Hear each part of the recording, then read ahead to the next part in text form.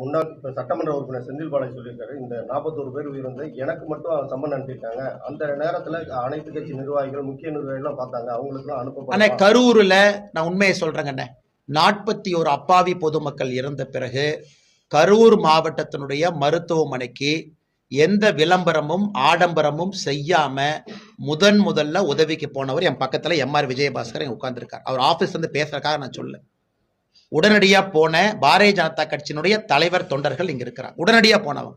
செந்தில் பாலாஜி எப்படி வந்தாரு?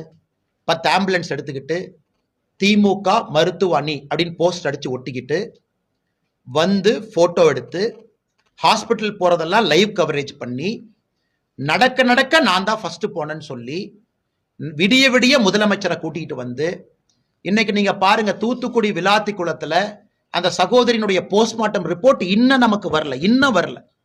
இந்த போஸ்ட்மார்ட்டம் பண்ணாங்க, முழுசா பண்ணல, எப்படி பண்ணல, இப்படி பண்ணல, இன்னும் வரல. ஆனா ஒரே நாள்ல நள்ளிரவுல அண்ணன் எடப்பாடி பழனிசாமி அவர்கள் காலையில எம்ஆர் விஜயபாஸ்கர் அவர்கள் காலையில கூட்டிட்டு வர்றாங்க.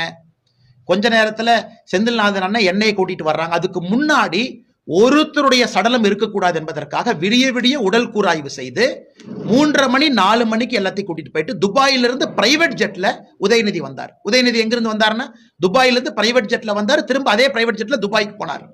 இதெல்லாம் பார்த்தா நமக்கு சந்தேகம் வரலையாங்கன்னா, எந்த ஒரு போலீஸ்மேன், ஒரு காமன் சென்ஸ் இருக்கக்கூடிய ஒரு போலீஸ் அதிகாரி, கொஞ்சம் கிரைம் நாலேஜ் இருக்கக்கூடிய போலீஸ் அதிகாரி, காமன் சென்ஸ் இருக்கிறவங்களுக்கு சந்தேகம் வராதாங்கன்னா, எங்கேயாச்சும் விஜயபாஸ்கர் அண்ணன் போய் நான் தான் ஃபர்ஸ்ட் போனேன், நான் தான் பண்ணேன் அப்படின்னு சொன்னாரா?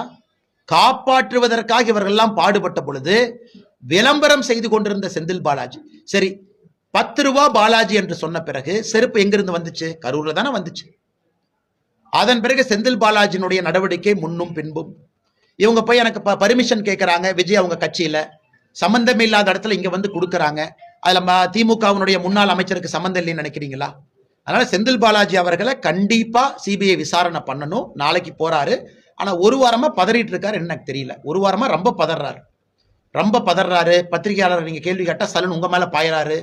நீங்க ஏதாச்சும் இந்த மாதிரி கேள்வி கேட்டா மூஞ்சி ஒரு மாதிரி வச்சுக்கிறாரு. அதனால சிபிஐ விசாரணைக்கு போயிட்டு வரட்டும், உண்மை வெளியே வரட்டுங்க.